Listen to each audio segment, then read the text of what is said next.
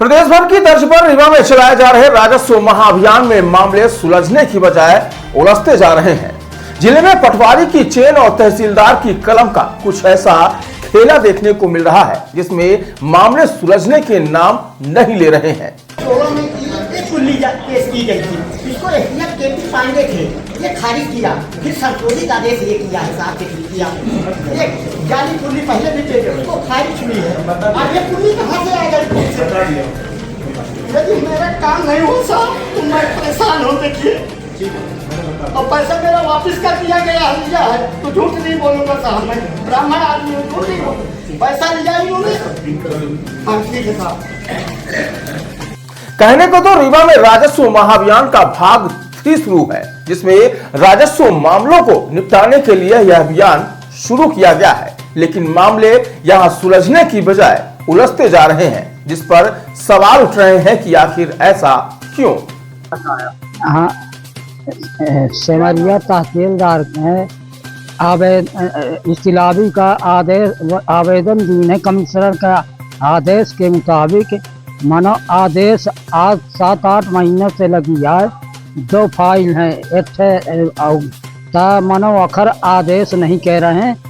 6 या 7वां बार आवेदन दे चुके हैं, आवेदन का कहाँ पता ही नहीं चला कि कहाँ गए कहाँ नहीं गए। हम परेशान हैं न उहिन माही वह जमीन में 307 का केस बहा है, अब अखर इस्तिलाबी में आदेश नहीं करें तो ऐसे हमका बहुत परेशानी है। न कोई सुने जाई थे तो कहा कर देंगे, अब याद तक नहीं की है। हाँ कलेक्टर साहब से बतान है, यह बतान है कि आदेश नहीं करत लागा है। अब सुना नहीं, ये फरसा मार दे सुना नहीं है। जन सुनवाई में आए हैं। हाँ दरअसल आज जन सुनवाई के दौरान अधिकारियों के सामने कई ऐसे मामले सामने आए जिसमें फरियादी चिल्ला कर पटवारी, तहसीलदार और एसडीएम के ऊपर गंभीर आरोप लगा रहे थे।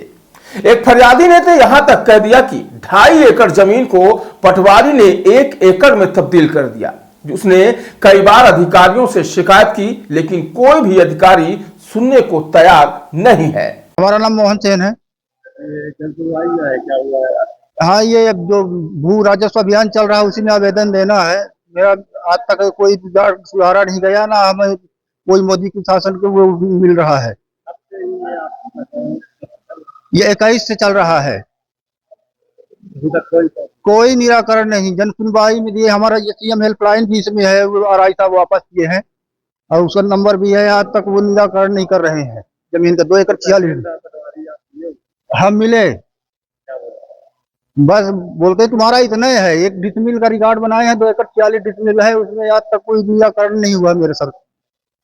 कहाँ का मामला है? ये ग्राम दूबी, ये अब हुजूर तहसील और थाना गोविंदगढ़ है, सर्किल गोविंदगढ़। इसकी क्या नाम है आपका? हमारा मोहन सेन नाम है। तो आपकी कार्रवाई नहीं हो रही? क्यों कार्रवाई नहीं हो रही है? नहीं हो रही है। बता दें कि राजस्व संबंधी अधिकांश मामलों को निपटाने में अब पटवारी की अहम भूमिका होती है, लेकिन अब लोगों का कहना है कि पटवारी के हालात तो रीवा जिले में यह है कि उनका अपॉइंटमेंट लेना पड़ता है। फोन से उनका पता और दिशा उनके द्वारा रखा गया उनका पर्सनल कर्मचारी ही बता सकता है, और हर पटवारी के आगे पीछे कोई ना कोई प्राइवेट आदमी काम कर रहा है। बताइए आप। हाँ, मैं प्रशांत सिंह सिरमौर से आया हूँ। सिरमौर तहसील कार्यालय में एक अनाधिकृत व्यक्ति राजेश सिंह को संदीप पटवारी और तहसीलदार की आईडी चला रहा है, जो किसी नियुक्ति द्वारा नहीं किया गया, वहां बैठाया गया है, केवल वसूली के लिए बैठाया गया है और आए दिन गलत कार्य कर रहा है। मेरी 7.5 एकड़ जमीन फर्जी फीडिंग करके अपने बाबा के नाम करा के बादशाना करा लिया। सिरमौर डभौरा रोड को हटा दिया, आराजी नंबर 269/3 को। शासकीय आराजी 273 जो रकबा 4 एकड़ 62 डिसमिल था, उसको नक्शे में हटा के प्राइवेट जमीन में मिला दिया, वो केवल 1.5 एकड़ बची हुई है। आए दिन यही कृत्य कर रहा है। अधिवक्ता संघ सिरमौर भी उसका विरोध कर सका, लेकिन कोई कार्रवाई नहीं कर रहे हैं अधिकारी। अरुण यादव जी हैं। पटवारी रामाश्रय आर्या है। ये लोग, उनका काम प्राइवेट आदमी कर रहा है, इनकी आईडी चला रहा है, धड़ल्ले से आए दिन फर्जी काम कर रहा है। कोई राजस्व अधिकारी सुनवाई नहीं कर रहा। ये 4-5 बार हम कर चुके शिकायत, कोई कार्रवाई नहीं हो रही है। राजस्व मामलों को निपटाने के लिए एक और राजस्व महाअभियान चलाया जा रहा है, तो वहीं दूसरी ओर जमीन संबंधी मामले कम होने की बजाय बढ़ते ही जा रहे हैं। सिरमौर से आए कई फरियादियों ने बताया कि एसडीएम और तहसीलदार की जगह अभय द्विवेदी नाम का एक प्राइवेट आदमी काम कर रहा है और खुलेआम वसूली कर रहा है, और इसकी शिकायत अधिकारी सुनने को तैयार नहीं है। मेरा नाम नवनीत द्विवेदी है, मैं सिरमौर को हूँ। जन सुनवाई में आया हूँ। मैं एसडीएम और तहसीलदार के विरुद्ध शिकायत लेके आया हूँ।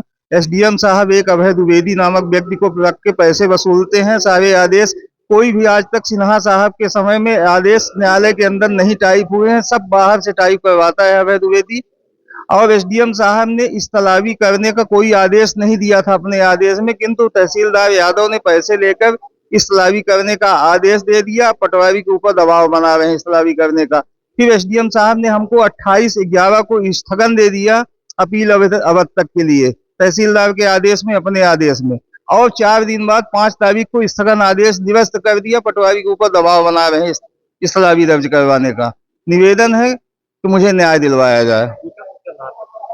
ये प्रकरण अभी का है, इसी महीने का। आपने बताया कि 2 बार जी जी, दो अपीलें, 300 अपील 24-25 और 8 अपील 21-22 दोनों हमारे पक्ष में निर्णय किए। जमीन नंबर वही है।